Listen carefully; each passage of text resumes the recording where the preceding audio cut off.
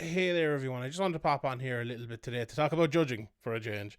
Um, Obviously, we had the Rory McDonald Gleason Tebow fight at the weekend, which a lot of people called a robbery, and it was one of those fights where there was going to be a lot of talk after it.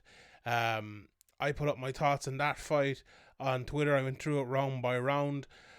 And at the end of the day, I scored a 30-27 to Rory McDonald, but still wouldn't say it was a complete robbery. I think it was a bad decision. Definitely wouldn't call it a good decision. I think one of the three judges got it right and the other two didn't. But my point here is kind of leaving that fight aside for a second and talking about judging in general and close rounds. Because someone replied to me on Twitter and it kind of made me think, and they said, how can you, someone who knows the criteria, looks at the criteria, went back and went through with a fine tooth comb, scored a fight 30-27, but understand how someone else scored it for the opposite person? And I think when we have that thought, that has happened in fights before, and that's possible in fights. And I think when we have that thought, we think there is an issue with the criteria and an issue with scoring. But I would argue that isn't the issue at all. That is a solution to the issue that we try to use to find a winner for a round. The issue is who won the round. If let's say someone had Rory McDonald had knocked out Gleason Tebow, or Gleason Tebow had submitted Rory McDonald, we wouldn't be having this issue, would we? So the issue is a round that goes to the judges, a round that is close.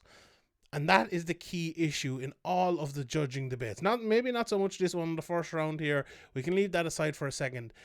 But that is the issue. It's not always the judging, and it's in fact, if you're someone like me who pays a lot of attention to it, it's very rarely the judging. What we have to look at, and the first thing you should keep in your mind when there's a robbery shout like this, is it a close round? Is it a round that one judge could give it 10-9 and the other judge could give it 9-10? And that is the issue that we need resolving in MMA. But is there a resolution to that issue? It's easy to come up with something, or try to come up with something, or have our own opinions on what should be done. But we have developed a system and a criteria over the last few years in MMA, and it has been changed and adjusted and made better, and we still have those issues. So is there a solution to it? And that is a question, and that is a question I'm sure that the judges and the lawmakers in MMA and referees and everyone would love to have the answer for. But no one has come up with that answer yet. What we do have is a set of criteria that makes the scores that the judges put in more understandable than they've ever been. I won't go through the whole criteria again. If you want to see the video on my on this video on my YouTube, it's on the pinned tweet on my Twitter. But that is the foremost issue in when talking about close fights, when talking about close rounds. It's the close round itself.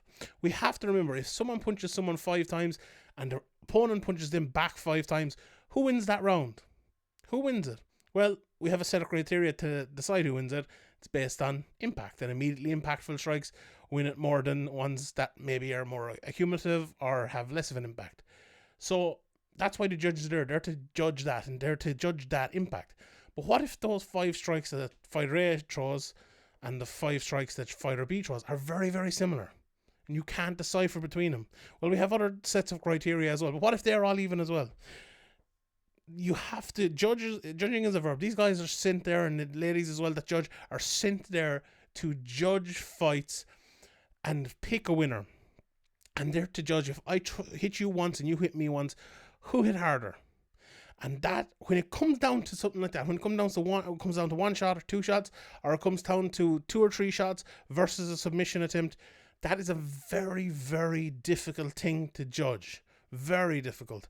And when it's a close round, I think we need to give the judges some leeway and some sway in that, because it's impossible. It's not a possible job. There's no set of criteria that can solve that problem. None. So that is something, unless we have all finishes in MMA, that we're going to have to deal with. And I think people need to keep that in their mind when looking at fights going forward and when looking at rounds. Close rounds are always going to be close rounds.